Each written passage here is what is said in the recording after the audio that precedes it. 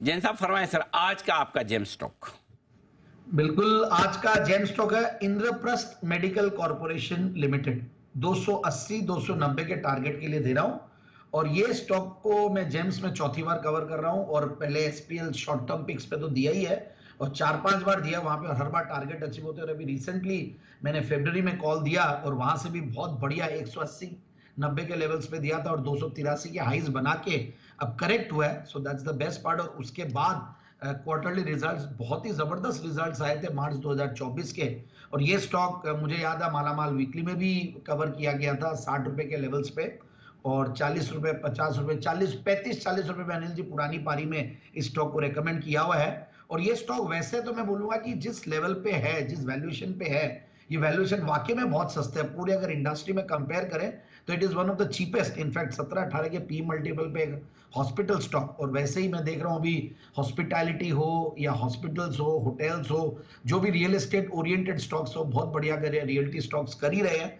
और क्योंकि वहां पे एक सरोगेट बेनिफिट भी मिल जाता है कि अगर आप रियल एस्टेट बढ़ता है तो सर्टेनली इन लोगों की भी वो बढ़ती है। एक सबसे बढ़िया बात इस स्टॉक में मुझे जो लगती है वो अपोलो दिल्ली के नाम से इसको जाना जाता है, हमारे दिल्ली वाले साथी बोलेंगे। और सरिता विहार में इनका है, और नोएडा में भी है, 2 हॉस्पिटल्स है। और एक रीजन ये भी है कि सस्ते वैल्यूएशंस का रीजन कि एक तो गवर्नमेंट की स्टेक को कई बार राइटली प्राइस नहीं किया जाता, ये कई हम देख रहे हैं, बट हालांकि अब पीएसयूज में वो बात नहीं रही। तो अपोलो हॉस्पिटल्स और दिल्ली गवर्नमेंट, इनकी दोनों की ये जॉइंट वेंचर है। 1988 से कंपनी कार्यरत है, और सुपर स्पेशलिटी, टर्शियरी केयर, और प्लस इनकी जो कार्डियोलॉजी वाला डिवीजन है वो भी बहुत वन ऑफ द बेस्ट है इनफैक्ट। और मेडिकल टूरिज्म, इंटरनेशनल जो आजकल टूरिज्म चल रहा है, मेडिकल टूरिज्म, काफी लोग इंडिया में ट्रीटमेंट करवाने आते हैं, क्योंकि यूएस में हो या दूसरी कंट्रीज में हो ट्रीटमेंट बहुत महंगा है, तो इंडिया में वो हॉस्पिटल्स को काफी बड़ा बेनिफिट मिलता है।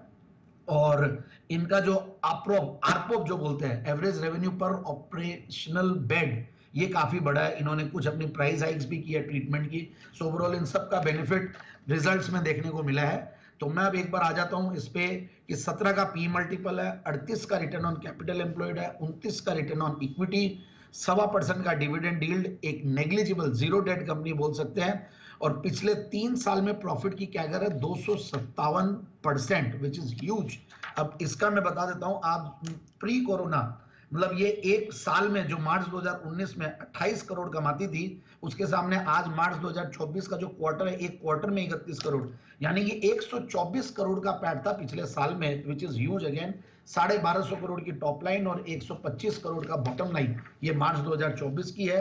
प्रोमोटर्स की स्ट्रॉन्ग शेयर होल्डिंग तो है ही है, 51% है। एफआईआईज के पास करीब एफआईआईज डीआईज करीब 6% होल्ड करते हैं, और पब्लिक शेयर होल्डिंग में भी काफी सारे रिनाउंड इन्वेस्टर्स आगे पीछे इन्वेस्टेड रहे।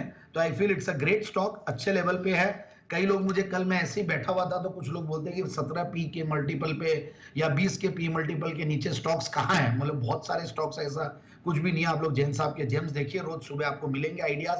और 70 का पी मल्टीपल, 80 का पी मल्टीपल की बातें करें, मतलब ऐसा नहीं है। आज भी हमें लगता है कि मिड कैप स्मॉल कैप में बहुत वैल्यू है, और ऐसे टाइप के स्टॉक्स जो मिड कैप स्मॉल कैप में मिल जाए 2200-2300 करोड़ की कंपनियां, तो मुझे लगता है they will become multi baggers in the coming years. Multi bagger potential है, नजर रखिए। 280 और 290 के टारगेट के लिए जैन साहब की तरफ से रहा है। I think Bansal ji